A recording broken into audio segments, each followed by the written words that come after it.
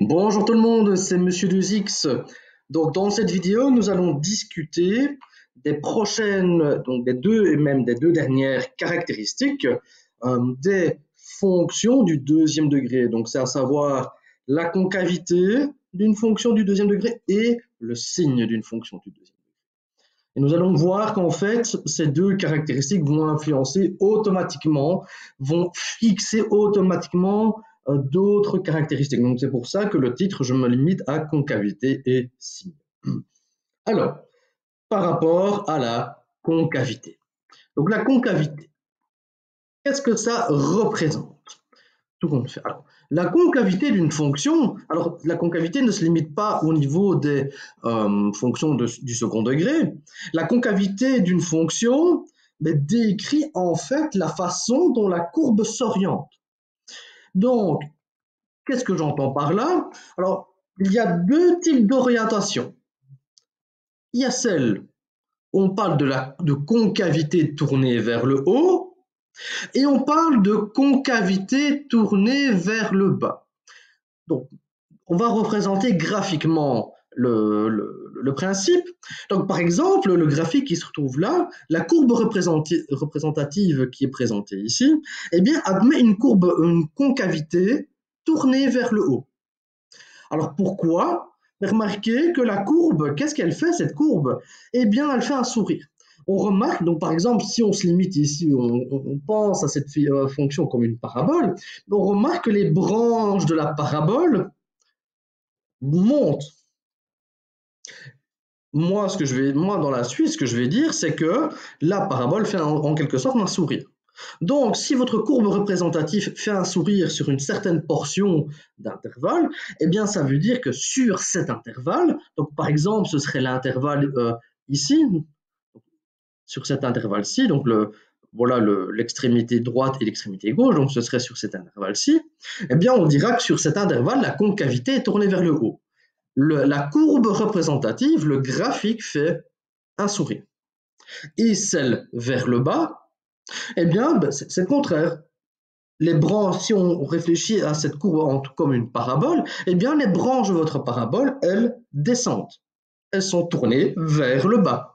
Et donc, dans la suite, moi, je dirais que la parabole est triste ou bien fait la tête. Alors, ce qui est génial, c'est que pour les paraboles, une parabole admet soit l'un, soit l'autre. Donc c'est assez simple. On n'a pas besoin d'étudier la concavité sur tous les réels. On n'a pas besoin de décomposer l'axe des x en sous-intervalles pour analyser la concavité. On sait que ce sera soit l'un, soit l'autre. Donc votre parabole fera soit tout le temps un sourire, soit tout le temps la tête. Alors de manière générale, une fonction, elle peut admettre les deux types de concavité suivant l'intervalle sur lequel on se trouve. Par exemple, si on analyse ce graphique, eh bien, on remarque que la fonction admet les deux concavités. On remarque par exemple qu'elle fait un sourire jusque-là, plus ou moins, donc entre moins l'infini et on va dire plus ou moins un demi, eh bien, on remarque que la courbe fait un sourire.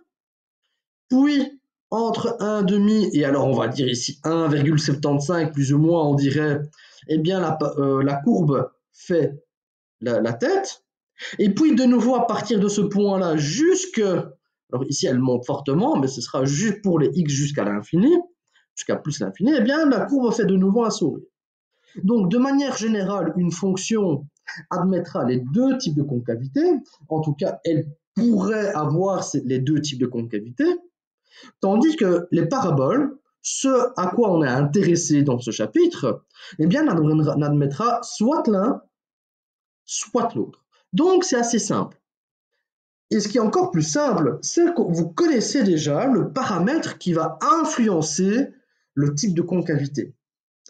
Le paramètre qui influence la concavité, eh bien, c'est votre paramètre A. Et pour vous en convaincre, on va rediscuter de la forme canonique. C'était quoi le but de la forme canonique? Rappelez-vous votre cours sur les fonctions de référence. La forme canonique d'une fonction, c'est la forme, donc a fois x moins alpha carré plus bêta, qui met en évidence les transformations appliquées sur votre fonction de référence pour obtenir, en tout cas graphiquement, la fonction que vous êtes en train d'analyser. Donc, le alpha, ben on en a déjà discuté, et le bêta, on en a déjà discuté, ça représente les translations horizontales et verticales. Et le paramètre A, à quoi, quel type de transformation fait-il référence? Il fait référence aux étirements et aux compressions verticales. Donc ici, ce que je vous propose de faire, c'est on va fixer deux valeurs. On va fixer une valeur à alpha et une valeur à bêta, et on va faire varier la valeur de alpha pour se rappeler un peu ce qui se passe. Donc, voici ce qui se passe lorsque alpha vaut 2, bêta vaut moins 1 et A vaut 4. Ce qui se passe lorsque A vaut 2, ce qu'il se passe lorsque A vaut 1, on passe au négatif, on devient de plus en plus petit dans les négatifs. Et qu'est-ce qui se passe? Et ce n'est pas étonnant, vu qu'on a déjà étudié ce type de transformation dans le passé, eh bien, ce paramètre A, on remarque que plus le paramètre A est grand, plus grand que 1, plus la parabole, qu'est-ce qu'elle fait? Elle se compresse. Ou alors elle s'étire verticalement vers le haut. Et plus votre valeur de A diminue, en tout cas dans les positifs jusque 0, plus votre parabole va s'écarter. Un peu comme, comme une fleur qui s'ouvre le matin. Vraiment, c'est exactement ça. C'est une belle image en tête. Vous pensez à une fleur qui s'ouvre le matin, c'est exactement ça qui se passe lorsque votre paramètre A devient de plus en plus petit. En tout cas, jusque 0. OK? Lorsqu'on passe dans les négatifs, qu'est-ce qui se passe? On remarque le même comportement, plus ou moins, mais ce qui choque, c'est que l'orientation change. Remarquez qu'ici, quelle que soit la valeur de A dans les positifs, la concavité de la parabole est tournée vers le haut, tandis que si votre A est négatif, la concavité de la parabole est tournée vers le bas. Et remarquez qu'on a plus ou moins le même comportement. Là, lorsqu'on est à 4, la parabole est vraiment étirée vers le haut. Lorsqu'on est à moins 4, la parabole est étirée vers le bas. Et plus votre coefficient A se rapproche de 0, plus votre parabole s'écarte. Et donc, ce n'est pas étonnant que ce soit le paramètre A, le coefficient A, qui influence la parabole, qui influence la concavité de la parabole, parce que c'est le coefficient A. Le coefficient A, comme on vient de le revoir, nous explique les étirements et les compressions qu'on effectue sur notre fonction de référence. Et elle joue sur l'orientation de la parabole, donc sur sa concavité.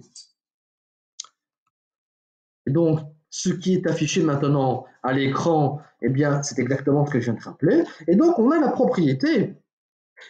Alors, ce qui est génial, comme on l'a observé dans les vidéos précédentes, c'est que, alors moi, ici, dans la propriété, je me base sur la forme générale, mais peu importe la forme qu'on a à notre disposition, le paramètre A est toujours disponible. Donc, qu'on ait la forme générale, la forme factorisée ou la forme canonique, le paramètre A est toujours présent. Donc, quelle que soit la forme analytique qui est utilisée pour décrire votre parabole, votre fonction du second degré, eh bien, la concavité est toujours descriptible, puisque le paramètre A est toujours accessible. Et donc, moi, je me base ici sur la forme générale, mais j'aurais pu très bien prendre une autre forme. Donc, la propriété, c'est quoi? Si votre paramètre A est positif, strictement, vous savez que la concavité de la parabole va être tournée vers le haut. C'est-à-dire, votre parabole va faire un sourire. Et si votre coefficient A est négatif, eh bien, la concavité de la parabole va être tournée vers le bas. Votre parabole va être triste ou va faire la tête. Et c'est tout. Pour la concavité, c'est tout. Tout a déjà été fait dans les vidéos précédentes et dans le chapitre précédent.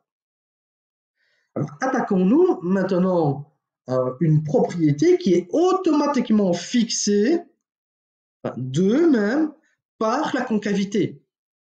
Et cette propriété, ces deux propriétés, ce sont quoi? C'est la croissance de la parabole et la nature du sommet. Alors pourquoi est-ce que ces deux caractéristiques sont automatiquement fixées par la concavité de la parabole, par la valeur de A? Donc, voici l'exemple d'une parabole dont la concavité est tournée vers le haut. Vous savez que le paramètre A est positif, donc votre parabole fait un sourire. Donc, si vous voulez décrire la croissance, qu'est-ce que c'est que la croissance d'une fonction? Alors, je ne rappelle pas la définition, là, pour mes élèves, la définition se trouve dans votre cours, mais la croissance, quelle va être si votre parabole fait un sourire? Si vous savez qu'elle va faire un sourire, ben vous n'avez pas le choix. Si votre parabole admet une concavité tournée vers le haut, vous savez automatiquement que votre parabole va décroître jusqu'à la valeur de alpha, jusqu'au moment où elle atteint le sommet de la parabole. Et puis, passer ce sommet, vous n'avez pas le choix. Si elle fait un sourire, elle doit obligatoirement remonter. Donc, ça veut dire qu'au niveau de notre tableau de variation, eh bien, à partir du moment où vous connaissez les coordonnées de votre sommet et que vous connaissez votre paramètre A, de toute façon, pour calculer les coordonnées du sommet, vous avez besoin du paramètre A, vous savez automatiquement décrire la croissance d'une parabole. Donc, qu'est-ce qu'elle va faire, cette parabole? On calcule les coordonnées du sommet. Si votre coefficient A est positif, ça veut dire que votre parabole va faire un sourire et que donc, à gauche du paramètre, donc à gauche de alpha, donc de moins b sur 2a, comment vont se comporter les images? Eh bien, les images de vos points vont devenir de plus en plus petits. Votre fonction est décroissante jusqu'au moment où elle atteint le sommet. C'est bien ce qu'on observe ici. Votre fonction, les images sont décroissantes jusqu'à atteindre la valeur, jusqu'à atteindre le sommet. Et ensuite, passer ce sommet, vu que la parabole fait un sourire, eh bien, votre fonction ne peut qu'augmenter. Donc, à gauche de alpha, pour des valeurs de x inférieures à alpha, votre parabole décroît, votre fonction du second degré décroît. À droite, donc lorsqu'on est supérieur à alpha, pour des valeurs de x supérieures à alpha, les images de ces x ne font qu'augmenter. Et donc, votre fonction est croissante. Et naturellement, si votre fonction fait un sourire, si votre fonction décroît, ne fait que décroître jusqu'au moment où elle atteint son sommet et qu'elle augmente ensuite, ben, si on regarde le sens des flèches, on peut décrire la nature du sommet. Votre sommet ne peut être qu'un minimum. On n'a pas le choix. Et tout ça, c'est par du fait de la valeur de A, du signe de A. Donc, le paramètre A, comme vous pouvez le constater, eh bien, il joue non seulement sur la concavité, mais aussi sur la croissance. Il va aussi jouer un rôle après, par rapport au signe. Mais ça, on verra après. Alors maintenant, analysons le cas où votre parabole fait la tête ou est triste. Donc, dans le cas où votre coefficient A est négatif, donc, eh bien, c'est le contraire. Si la concavité de la parabole est tournée vers le bas, votre fonction, qu'est-ce qu'elle va faire au niveau point de vue croissance? Eh bien, il n'y a pas le choix.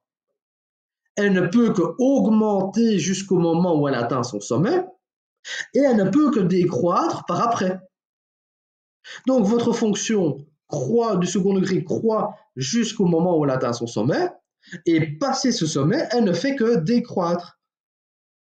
C'est bien ce qu'on observe ici au niveau du tableau de variation.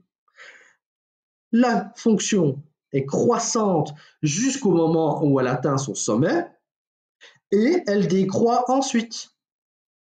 Et de nouveau, si vous savez que la concavité est tournée vers le bas, que votre fonction fait la tête ou est triste, eh bien, la nature du sommet est automatiquement fixée. Si elle monte et puis qu'elle décroît, ben forcément, le sommet, de quel type il est, c'est un maximum. Est-ce que c'est clair? Donc, n'hésitez pas à poser des questions, si vous n'avez pas compris. Hein. OK? Alors, on va passer maintenant aux signes. Eh bien, aux signes, il n'y a rien de nouveau. On ne va rien apprendre de nouveau. On va juste combiner plusieurs choses pour décrire le signe d'une fonction. Parce qu'en fait, les paramètres qui influencent le signe d'une fonction, eh bien, vous les connaissez déjà. Donc, qu'est-ce qu'on entend par le signe d'une fonction? Alors, le signe d'une fonction, c'est savoir quand les images sont positives, négatives ou nulles. Plus précisément, c'est quand cette fonction est positive, négative ou nulle. Graphiquement parlant, c'est très facile de savoir quand une fonction est positive, négative ou nulle. Une positive est nulle. Où est-elle nulle? C'est lorsqu'elle croise l'axe des x. C'est-à-dire, elle sera nulle au zéro, ce qui est logique. C'est pour ça on parle de zéro de la fonction. La fonction sera positive, dans quel cas? Lorsque le dessin de votre courbe se trouve au-dessus de l'axe des x. Elle se trouve dans la partie du plan de votre repère où les y sont positifs. Par contre, elle sera négative si elle se trouve en dessous de l'axe des x. On va faire un exemple. Par exemple, cette fonction, où est-elle positive, où est-elle nulle, où est-elle négative? On va commencer par le plus simple. On va commencer par les zéros. Les zéros, on les a déjà ici. On a -1, 0 et 1. Sur quelle partie de l'axe des x est-ce que votre fonction est positive? Eh bien, où se trouve la partie positive, où se situent les y positifs? C'est ici qu'ils se trouvent. Donc, c'est dans cette partie-ci du plan que vos y sont positifs. Et donc, le dessin de la courbe, sur quelle partie, où est-ce que se trouve votre graphique dans cette zone-ci? Eh bien, là, la courbe représentative se trouve dans la partie positive du plan ici. On est bien au-dessus de l'axe des x ici. Donc, entre -1 et 0, votre fonction est positive. Mais où est-ce que le dessin se trouve aussi au-dessus de l'axe des x? Eh bien, c'est à partir de 1 jusqu'à plus l'infini. On remarque bien, le dessin ici se trouve bien dans la partie positive du plan. Et pour les autres parties, ici et ici, votre courbe représentative se trouve dans la partie négative du plan. Et donc, entre 0 et 1, votre fonction est négative, vu qu'elle se trouve en dessous de l'axe des x entre 0 et 1, et entre moins l'infini et -1. On remarque que le dessin ici se trouve dans la partie négative du plan. OK? Eh bien, ce qu'on va faire maintenant, c'est qu'on va faire ça, mais pour les paraboles. Et en fait, vous allez voir que, en fait, on n'aura que 3 situations possibles. Enfin, plus précisément, il y en aura 6, mais il n'y aura que 3 possibilités possibles. Alors, on va analyser maintenant les fonctions du second degré. Alors, quels sont les paramètres qui influencent le signe d'une fonction du second degré? Eh bien, en fait, vous les connaissez déjà. C'est delta et c'est votre coefficient A. Donc, rappelez-vous, le delta fixe le nombre de zéros, et votre A, la concavité de votre fonction, donc la façon dont elle fixe l'orientation en quelque sorte de votre parabole. Et donc, combien de cas a-t-on au total? Eh bien, combien de concavités a-t-on pour une fonction du second degré? 2. Tourner vers le haut ou tourner vers le bas? Combien de possibilités a-t-on par rapport à delta? On a vu que lors du calcul des zéros, eh bien, le nombre de zéros dépendait du signe. Et donc, il y avait 3, et on avait vu qu'il y avait 3 possibilités. Donc, s'il y a 3 possibilités pour le delta et 2 possibilités pour le A, eh bien, au total, on n'a que 6 possibilités. Mais vous allez voir, on va retenir une règle qui est hyper efficace et qui réduit ces 6 possibilités à 3 possibilités. Alors, première possibilité, c'est le cas où votre coefficient A est positif.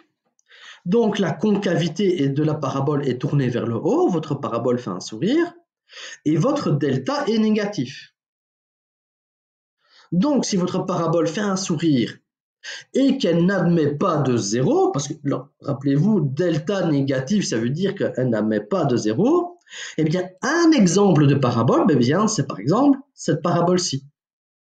Alors, cette parabole, elle pourrait se trouver là, elle pourrait se trouver plus à droite, mais ici c'est pour donner un exemple. Et donc, quel est le signe de cette parabole? Eh bien, cette parabole, comme on peut l'observer, ne se trouve que dans la partie positive du plan. Donc, si votre coefficient A est positif et delta négatif, eh bien, votre fonction sera toujours, elle sera strictement positive. En effet, vous remarquez que le dessin se trouve toujours, tout le temps au-dessus de l'axe des x. Et il n'y a pas de zéro. Et donc, votre fonction ne peut être que strictement positive. Que se passe-t-il maintenant si on garde un A positif et que le delta est nul? Delta égale 0, qu'est-ce que ça veut dire? Une seule solution. Donc, graphiquement, on n'a qu'un seul point d'intersection avec l'axe des x, comme par exemple ici. Et donc, qu'est-ce qui se passe? Qu'est-ce qu'on remarque? Si j'ai un point d'intersection, je sais qu'en ce point-là, ma fonction sera nulle. Mais pour les autres parties, les autres endroits de l'axe des x, mais ma courbe se trouve toujours au-dessus de l'axe des x, sauf en ce point où elle est nulle. Et donc ma fonction sera nulle ici, en le 0, et elle sera positive pour toutes les autres valeurs de x. Ok? Le dessin se trouvera, la courbe représentative se trouvera toujours au-dessus de l'axe des x, hormis en le 0. Et alors, on se doute bien de ce qui va se passer lorsque delta est positif. Mais si delta est positif et que A est positif, donc ça veut dire que votre courbe, votre parabole fait un sourire, mais aussi que la parabole admet 2 zéros. Votre fonction admet 2 zéros. Et donc, vous avez, par exemple, dans ce graphique-ci, une situation possible parmi tant d'autres, deux paraboles qui admettent une concavité tournée vers le haut et qui admettent 2 zéros. Elle admet bien 2 points d'intersection avec l'axe des x. Et donc, de nouveau, sur quelle partie de l'axe des x est-elle? Est-ce que la fonction est positive et négative? Eh bien, on remarque que la fonction sera positive à l'extérieur des zéros. On remarque bien que ici à droite de ce zéro-là, la courbe, le dessin est au-dessus de l'axe des x, donc votre fonction est positive. Et ici, la même chose. À gauche de mon zéro, le dessin se trouve au-dessus de l'axe des x. Donc la fonction est positive à gauche du zéro. Et entre les deux zéros, votre fonction, elle est comment? Elle est négative. Et remarquez quelque chose qui est particulier, et c'est cette règle-là qu'on va se fixer après, c'est qu'en fait, Remarquez le signe de A. Où est-ce que ce signe est répertorié? Ici, il est affiché partout. Le signe, votre fonction est tout le temps positive. Votre fonction est positive à l'extérieur du zéro. Votre fonction est positive à l'extérieur des deux zéros. On va regarder si on observe la même chose pour des valeurs, pour un A négatif. Donc, je rappelle ce qu'on a observé.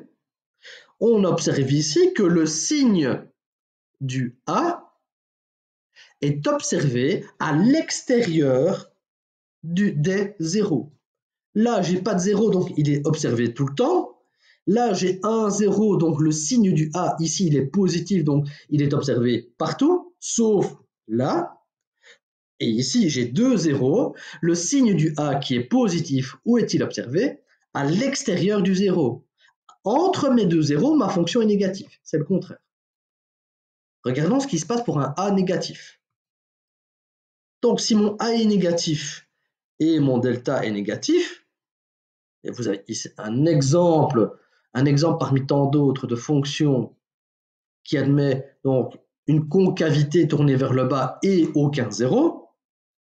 Et donc, votre parabole, comme on peut l'observer, elle se situe toujours sous l'axe des x. Et donc, si elle se situe sous l'axe des x, votre fonction ne peut être que négative. Et remarquez que ce qu'on avait observé ici, on l'observe de nouveau. Le signe de la parabole est observé grâce au signe du A. Ici, je n'ai pas de zéro, le signe du A est négatif, et donc ma fonction sera tout le temps négative. Lorsque le delta est nul, donc ça veut dire que j'ai un zéro, la courbe fait la tête, ou elle est triste. Donc, je remarque un seul zéro ici, ma courbe est bien triste, et donc qu'est-ce que j'observe? J'observe 0 là, c'est le 0, et de quel signe est ma fonction? Eh bien, elle est négative. Elle est négative. Et remarquez que de nouveau, on observe le signe du coefficient A. Le signe du coefficient A est observé à l'extérieur du 0, comme ici. Là-bas, ici, le signe du A était positif, on observait un signe plus à l'extérieur du 0. Et ici, le signe A est négatif, on l'observe de nouveau à l'extérieur du 0. Dernière situation, dans le cas où le coefficient A est négatif et que le delta est positif. Donc, ça veut dire que la courbe fait la tête et que vous avez deux zéros, comme par exemple ici cette fonction. Et qu'est-ce qu'on observe de nouveau? On observe le signe du A à l'extérieur du 0 et le signe contraire à l'intérieur du 0. Donc, je pense que ces schémas sont assez clairs et représentent bien toutes les 6 situations. En général, on aime bien représenter ces schémas dans les bouquins et dans les cours parce que ça résume bien ce qu'il faut faire. Et donc maintenant, on va définir la règle générale et comment construire le tableau de signes d'une fonction du second degré. Rappelez-vous, le signe d'une fonction est décrit dans le tableau de signes. Alors, la phrase, c'est vraiment garder cette phrase en tête, parce que c'est cette phrase-là qui va revenir tout le temps. Et cette phrase, elle est valable uniquement pour les fonctions du second degré. Pas pour les fonctions du premier degré, ça on a déjà appris comment faire. Pas pour des fonctions du troisième degré, pas pour des hyperboles, pas pour des ellipses. Non, c'est pour des fonctions du second degré. OK? Donc cette phrase, qu'est-ce qu'elle va dire? Que dans mon tableau de signes, je mettrai partout le signe du A, sauf entre les zéros. C'est ce qu'on a observé dans les graphiques. À l'extérieur du 0, on mettra le signe du A, sauf entre les zéros. Donc, Dans le premier cas, lorsque le delta est positif, donc ça veut dire que pour faire mon tableau de signes, mais on rappelle qu'on a besoin des zéros. Je calcule mes zéros. On a appris comment faire pour calculer ces zéros. Et ensuite, je sais que j'ai 0 en ces valeurs. Et donc, j'aurai partout le signe du A. À l'extérieur des zéros, j'ai le signe du A. Sauf entre les zéros, j'observerai le signe contraire. OK? Prochain exemple. Donc, prochaine situation, le cas où le delta est nul. Donc, c'est le cas où votre fonction du second degré n'admet qu'un seul zéro. Donc, partout le signe du A,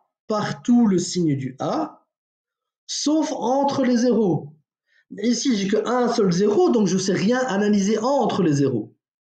Et donc, la seule possibilité que j'ai, eh bien, c'est du signe du A à l'extérieur du zéro et 0 en le zéro, naturellement. Le cas où le delta est négatif, eh bien, on a vu dans les graphiques précédents que soit on est toujours positif, soit on est toujours négatif. Et c'est suivant le signe du A. Si le signe du A est positif, eh bien, ma fonction sera toujours positive. Si le A est négatif, je sais que ma fonction est toujours négative. Alors, dans la suite, je n'ai pas fait d'exemple de signe d'une fonction, parce que ce qu'on va faire par après, pas dans cette vidéo-ci, mais pas dans la suivante, mais par après, on va construire assez souvent des tableaux de signes de fonctions. OK? Donc, ça viendra par après. OK? Parce qu'on verra aussi que le signe d'une fonction, les tableaux de signes, vont nous aider à résoudre des inéquations. Donc, on fera des inéquations du second degré tout à fait basiques, mais on en fera des plus compliquées. Alors, par rapport avec mes élèves, on en a déjà vu quelques-uns. On a déjà vu certaines inéquations, et des inéquations qui étaient assez compliquées. Donc, vous connaissez déjà le système plus ou moins. Alors, on va faire des exemples.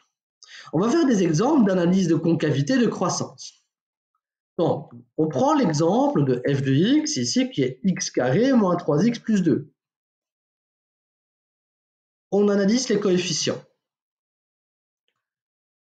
Eh bien, mon coefficient A, on le connaît, il est 1. Il est positif. Donc, qu'est-ce que ma fonction va faire? Eh bien, la courbe représentative de la fonction, elle va faire un sourire. La concavité de la fonction est tournée vers le haut. Et donc, on sait déjà d'office que si la concavité est tournée vers le haut, si elle fait un sourire comme ici, ça veut dire que si elle fait un sourire, ça veut dire que j'aurai un minimum. Le sommet sera un minimum et sera le minimum de la fonction. Eh bien, calculons maintenant les coordonnées de ce sommet. Et donc, on a appris comment calculer les coordonnées de ce sommet. Il faut calculer delta, alpha et bêta. Donc, delta, c'est b carré moins 4ac. Voilà, de nouveau, le même calcul. Hein, je ne répète pas. Le alpha, rappelons-le que c'est moins b sur 2a. Donc, on remplace et on calcule. Le bêta, c'est moins delta sur 4a. Donc ici, ce sera moins 1 quart. Et donc, le sommet aura comme coordonnées 3 demi moins 1 quart. C'est alpha bêta les coordonnées du sommet. Et donc, à partir du moment où on connaît le sommet, on connaît le signe du A, mais grâce au slide précédent, on peut déjà décrire le tableau de croissance, le tableau de variation de la fonction. Vu que je sais que la fonction va faire un sourire, je sais que pour des valeurs de x inférieures à 3 demi, qu'est-ce que va faire ma courbe? Ma courbe représentative, la fonction va être décroissante. Et passé le sommet, elle va de nouveau remonter. Ce qui est logique vu qu'elle fait un sourire. Eh bien, analysons le signe de la fonction. Alors, on doit tout d'abord calculer les zéros. Pour calculer les zéros, on a besoin du delta. Mais le delta, on a déjà calculé. il est positif. Donc ça veut dire que ma fonction admet 2 zéros. Alors, de nouveau, c'est la formule usuelle. On remplace, on simplifie, on scinde le signe moins et le signe plus. Et donc, j'ai mes 2 zéros. Et donc maintenant, je peux dresser mon tableau de signes. On se rappelle la règle du tableau de signes, règle du signe pour une fonction du second degré. Partout le signe du coefficient A, sauf entre les zéros. Ici, j'ai deux zéros, 1 et 2. Donc, ça veut dire qu'au niveau de ma ligne dy, je vais mettre un 0 ici. Je vais mettre partout le signe du A, donc ici et ici. Donc, je sais d'avance que je vais avoir un signe plus là et un signe plus là, sauf entre les zéros où je vais mettre le signe contraire. Ce qui nous donne le signe suivant, le tableau de signes suivant. On a bien le signe du coefficient A, le A était positif, à l'extérieur des zéros et le signe contraire à l'intérieur. Alors, ce qu'on va faire, c'est que je vous donne la représentation graphique de cette fonction. Donc, dans la vidéo précédente, dans la vidéo suivante, pardon, on va apprendre à tracer maintenant une fonction. On a tout ce qu'il faut maintenant pour tracer une fonction du second degré. Donc, on remarque bien qu'entre 1 et 2, on a bien un 0 entre 1 et 2. On remarque bien que la parabole fait un sourire, que le sommet est bien minimum, que le sommet est bien situé en 3 demi moins 1 quart, comme on l'avait bien calculé, et que la fonction est bien négative entre 1 et 2, comme faire le tableau de signes, et elle est bien positive à l'extérieur du 0. On remarque bien qu'à gauche de 1 et à droite de 2, eh bien, notre fonction se situe dans la partie positive du plan. On va faire un deuxième exemple avec cette fonction du second degré. Alors, on regarde les coefficients. Alors ici, le A est négatif. Donc, si le A est négatif, on sait d'office que la concavité de la parabole sera tournée vers le bas. La parabole va faire la tête. Elle va être triste. Et donc, si elle va être triste, on sait que le sommet sera le maximum de la parabole. Eh bien, calculons maintenant les coordonnées du sommet, dressons le tableau de variation et dressons le tableau de signes. Donc, delta, de nouveau la même formule. Donc, j'accélère un tout petit peu. Delta vaut moins 11. Alpha, c'est toujours moins B sur 2A. On remplace et on simplifie. Bêta, c'est moins delta sur 4A. On remplace et on simplifie. Donc ici, faites bien attention aux signes. Il y a 3 signes moins. Donc au total, la résultante sera un signe négatif. J'ai les coordonnées de mon sommet. Et donc, je peux dresser mon tableau de variation. Alors, faites bien attention ici. Le coefficient A est négatif. Le graphique, la courbe représentative, fait la tête. Et donc, je sais que la courbe va être croissante jusqu'à avoir atteint mon sommet. Et puis, passé ce sommet, elle sera décroissante. Donc remarquez, tout s'enchaîne et tout s'enchaîne logiquement. Il n'y a pas de zone grise, tout est clair. Il n'y a pas de difficulté en soi. Calculons les zéros, mais delta est négatif, et donc on sait qu'il n'y a pas de zéro. Si delta est négatif, il n'y a pas de zéro. Et donc maintenant le tableau de signes, et comment va-t-on dresser le tableau de signes? Toujours la même règle. Partout le signe du A, sauf entre les zéros. Mais ici, si je sais qu'il n'y a pas de zéro et que le A est négatif, eh bien, je vais mettre ce signe partout. On sait que le signe de la fonction du second degré sera tout le temps négatif. Alors, de nouveau, je vous donne le graphique de la fonction. Donc remarquez bien que tout ce on a fait précédemment eh bien, est correct. Alors ici, il faut changer, c'est moins 5x carré patati patata, c'est pas grave. Donc, on a bien la concavité tournée vers le bas, on a bien le sommet en 3 dixièmes, alors moins 11 vingtièmes. Qu'est-ce qu'on a d'autre? La fonction est toujours négative. Et donc ça fonctionne. Donc voilà, ici je vous mets un exercice récapitulatif qui vous oblige à tout faire. Faites-le sérieusement, parce que vous allez en avoir besoin dans la prochaine vidéo. Donc, si vous avez bien aimé la vidéo, mettez un petit pouce bleu, abonnez-vous à la chaîne. Si vous avez des questions, n'hésitez pas. Et je vous dis à très bientôt. Au revoir.